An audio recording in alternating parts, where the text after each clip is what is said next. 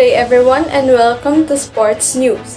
I am one of your reporters for today, Jermaine Louise Castro, along with my partner, Cuarteros. Any sports in which individuals are grouped into teams and rival teams compete to win is considered a team sport. Team members work together to achieve a common goal. This can be accomplished in a variety of ways, including outscoring the opposition. To achieve their goals, team members define goals, make decisions, communicate, handle conflict, and solve problems in a supportive, trusting environment.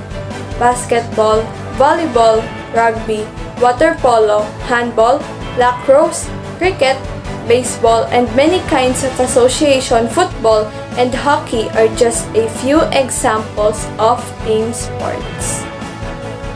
Team sports are competitions between opposing teams in which participants engage directly and concurrently in order to achieve a goal. In order to earn points, teammates frequently facilitate the movement of a ball or similar object in accordance with a set of regulations. In recent years, the definition of team sport has been debated. Some sports have been goal or rules that are not the same as conventional team sports. These team sports do not require teammates to assist in the moving of a ball or other comparable item in line with the set of regulations in order to score points. Swimming, rowing, sailing, dragon boat, racing, and track and field, to name a few, are examples of team sports. This procedure is known as team orders, and it was previously acceptable in Formula 1 but was forbidden between 2002 and 2010. However, following a scandal regarding team directives at the 2010 German Grand Prix, the rule was repealed for the 2011 season. Volleyball is a sport which two teams of 6 players use their hands to hit a ball back and forth over a high net, attempting to get the ball to touch the court within the opponent's playing area before it can be returned. To avoid this, an opposing team player bats the ball up and towards a teammate before it touches the court surface. That teammate may then volley it back across the net or bat it to a third teammate who volleys it across the net. A team can only touch the ball 3 times before it must be returned over the net. William G. Morgan, the physical director of the Young Men's Christian Association in Holyoke, Massachusetts, invented volleyball in 1895. It was created as an indoor sport for business people who felt basketball to be too strenuous.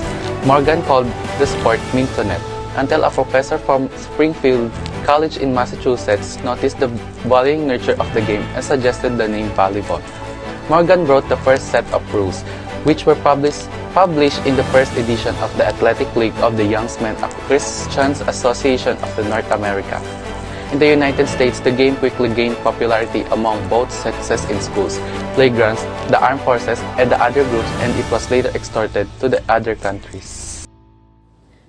The YMCA and the National Collegiate Athletic Association jointly adopted rules in 1916.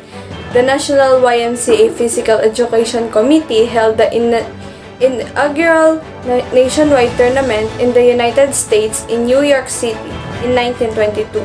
The United States Volleyball Association was established in 1928 and is the regulatory body for the sport in the United States. With the exception of 1944 and 1945, the USVBA, now known as USA Volleyball, has held annual national men's and senior men's age 35 and older volleyball championships since 1928. In 1949, it established a women's division, and in 1977, it introduced a senior women's division for women aged 30 and up. Other national competitions are organized by USAV member organizations such as the YMCA and the NCAA in the United States. During World War I, when national organizations were founded, American troops introduced volleyball to Europe.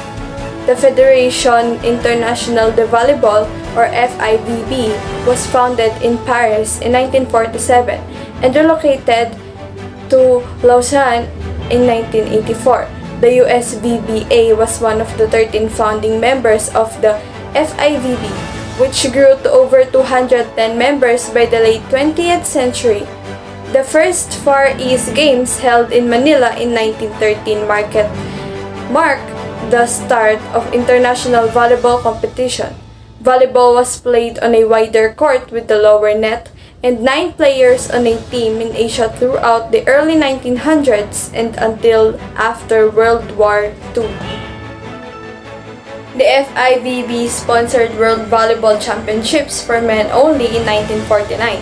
For men and women in 1952 and subsequent years resulted in the adoption of standardized playing rules and refereeing. At the 1964 Olympic Games in Tokyo, volleyball was made an Olympic sport for both men and women. Czechoslovakians, Hungarians, Polish, Bulgarians, and Romanian and Soviet, later Russian teams dominated European tournaments for a long time. At the global and Olympic levels, Soviet men's and women's teams have won more medals than any other nations. Their success was credited to extensive grassroots enthusiasm as well as well-organized play and teaching at all ability levels. The Olympic champions in 1964, a highly publicized Japanese women's team, highlighted the private industry involvement in sport. Young women employed by the sponsoring corporation spent their leisure time conditioning, practicing with their team, and competing under the guidance of skilled and rigorous coach. The Japanese Volleyball Association encouraged these women to compete internationally, and they did so by winning the World Championship in 1962, 1966, and 1967, as well as the 1964 Olympics. The Cuban women's team, on the other hand, dominated both the World Championship and the Olympics at the turn of the century. The ball. The normal volleyball is constructed of leather or synthetic leather, weighs 9 to 10 ounces, and measures 25.6 to 26.4 inches in circumference. The ball can be one color or a variety of colors and has a rubber bladder. Synthetic leather is more lightweight and suitable for beginners. Junior volleyballs, which are designed for youngsters aged 12 and under, weigh between 7 and 8 ounces. The outdoor volleyball court is 18 by 9 meters in size and is surrounded on all sides by a 2-meter wide free zones. Volleyball competition in the United States require a minimum of 7 meters of playing space.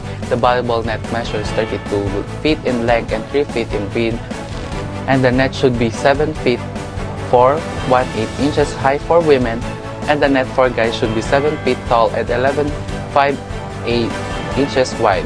Volleyball playing surfaces in the United States must be flat and free wrist for the players. Lines.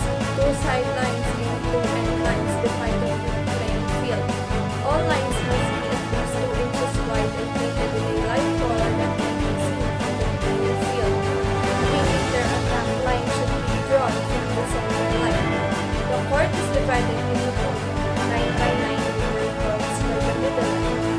Metal cables and supports hold the volleyball net structures together. Posts are 2.55 meters high and 0.5 to 1 meter outside the sidelines to prevent harm to players who dive or crash into the post. They should be spherical, smooth, and padded. If it's judged that metal wires or cables pose a risk to the players, they may need to be covered. Antenna and side bands. Antenna are 1.8 meter long flexible fiberglass rods that are connected to the outer border of each side band.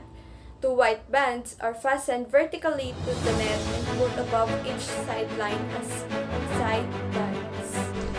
Knee pads should be durable enough to protect your knees from crashes, slides, and dive, while also allowing you to bend comfortably. Your volleyball knee pads must be constructed of breathable and moisture-wicking fabric. A good quality pad will cover and protect your patella with a gel or foam shock-absorbing material. It's better to buy your pads from a reputable sporting goods store where you may try them on first, have a store professional measure, and order custom fits pads if you're having trouble finding the appropriate fits. Asics, Mizuno, Adidas, Nike, and Mikasa are all popular volleyball knee pads brands.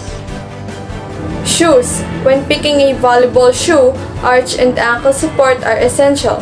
Volleyball shoes from Mizuno, Asics, and Nike are among the most popular brands. They are lightweight, allowing you to be faster on your feet while still providing good shock absorption on your toes. Volleyball shoes also allow for more lateral movement than traditional jogging or cross-training footwear. The classic set of volleyball skills can be summarized as bump, set, and spike. While it's true that each team can only touch the ball 3 times before it has returned over the net and 4 times if you count the block, players have a few options of than bumping, setting, and spiking. First, we have forearm passing or bumping passing.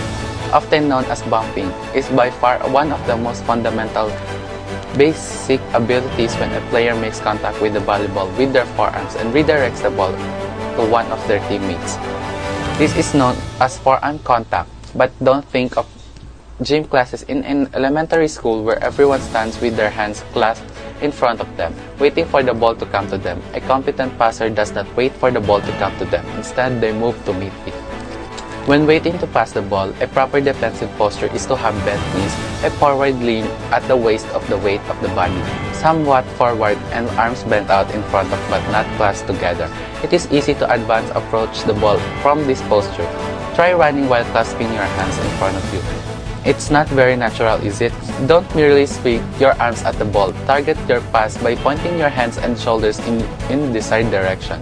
Because of passing, the ball is usually the first of the team's 3 balls interaction. It is one of the most crucial skills. It will be easier for the setter to get a nice setup to the hitter if the pass is good. A faulty pass makes executing nice pop, set, spike, play much more difficult. It is all starts with the pass, as much as my coach used to say. Next, we have volley.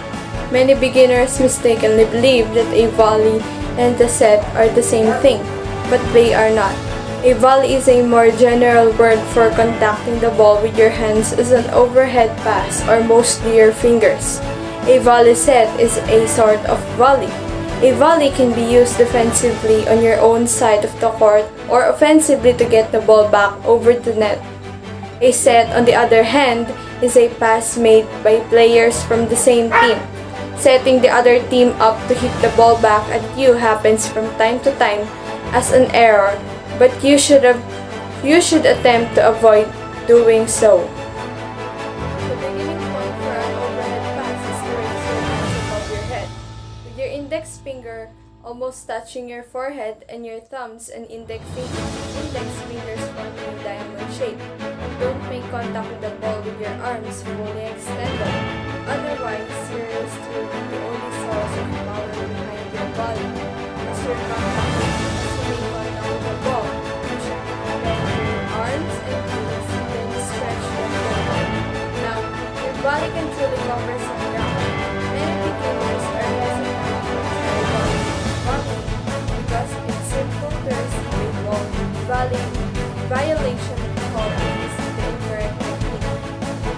However, being able to volley well is vital because you almost certainly need to pass the ball overhead at some point. It's not always enough to simply volley. The good news is that you can enhance your volleying skills by doing drills on your own. Third is a set. A set is a form of volley that is more specific. It is usually the second hit and it's meant to set up one of your teammates for ball attack. Basically, it's a volleying the ball in such a way that the attacker can hit it over the net. The difference between the set and standard volley is that your set is aimed very precisely. When setting the ball, the most critical element is to get it on target. You must volley it high enough for the batter to complete their full approach but not as high that they're just waiting and waiting, which gives the opposing team's block plenty of time to set up. The speed which you do your set is also crucial.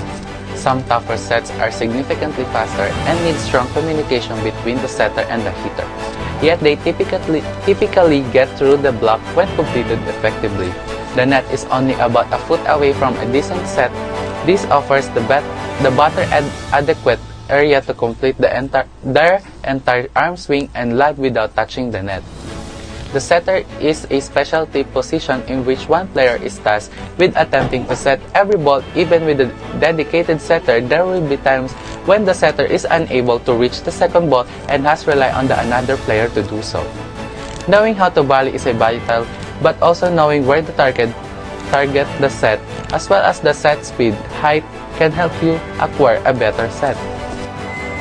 Then we have attacking. While spiking is the most glamorous and well-known sort of attack, there are various options for delivering an attacking move. When a player strikes the ball with a one-armed overhead swinging motion, impacting the ball firmly with their slightly open hand. This is known as hitting or spiking. A hit's purpose is pure power, and jumping aids the generation of greater power and momentum. A talented player will also aim the ball around the block, aiming for the region of the opposing team's playing area, where they believe the defense coverage is the weakest. The striking approach, or the basic method for delivering a hit, starts with your feet. Start by taking a huge step with your non-dominant foot, or typically your left foot for right-handed hitters. Then a big second step with your right foot. Then jump with your left foot planted beside your right foot. Taking those first two huge steps can help you get more power and height out of your jump.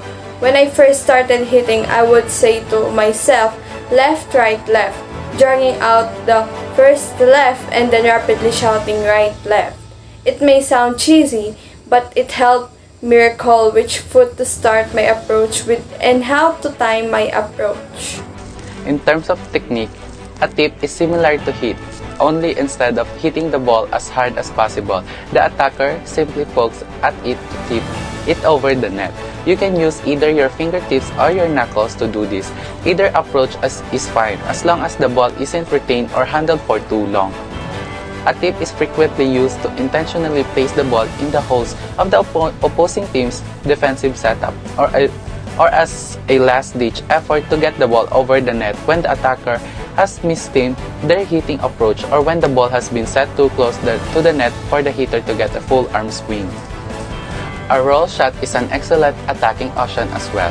This is comparable to hitting, only instead of powering through the swings and impacting the ball as hard as possible, the hitter concentrates on hitting strategically, positioning the ball and swinging more slowly. A player can hit a rolled shot either by jumping or by keeping his or her feet on the ground.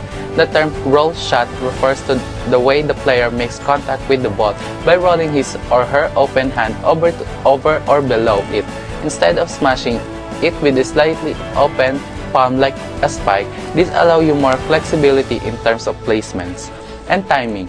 It also gives the ball a spin, making it more difficult for the defensive player to pick up. Why does a roll shot work so well, you might wonder? It appears to be a really clumsy hitting option. A well-timed roll shot, on the other hand, is one of the most strategic offensive plays.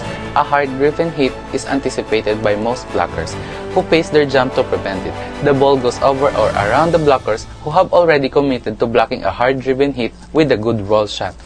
Nothing is more irritating for a blocker than being in the air and witnessing the fly past your head. You can't technically leap again while you're already in the air because you've already committed to the jump. As the batter, on the other hand, you've just completed a smart and planned play that has a strong probability of resulting in a point. It may not have been the enough of big hit, but when executed correctly, it's fantastic move and deserving of a round of high fives. A block is a defensive play in which a player jumps at the net to prevent a hit from reaching the opposing team's sides of the net. Timing is the key to successful blocking. When I've managed to time my jump right, I've been able to block hitters who are over 6 feet tall. Of course, there are additional aspects that go into making a superb block. Keep your fingers extended out as wide as possible to cover as much ground as feasible. And because the batter is attempting to hit around or above your block, you should keep a close eye on their shoulder to see where they're aiming. This allows you to more precisely position your hands in front of the ball. 7 is serving. Every volleyball game begins with a serve. Serving is the only period in the game when you start with full control of the ball. As one of my coaches used to say, this is why you'll often find servers employing a lot of strategy. A player has the option of serving overhand or underhand. Although an underhand serve is commonly seen of as a novice or recreational serve, I've seen some fairly ferocious underhand serves. For each, there are a variety of approaches and strategies to choose from. So it's truly a matter of personal preference. Targeting, speed, and spin are all important aspects of an effective serve. A team must score 25 points with a 2-point margin to win a game. The game can go above the 25-point limit if they're too evenly matched. It's only played till 15 points in the match last decisive game, but the 2-point differential still applies.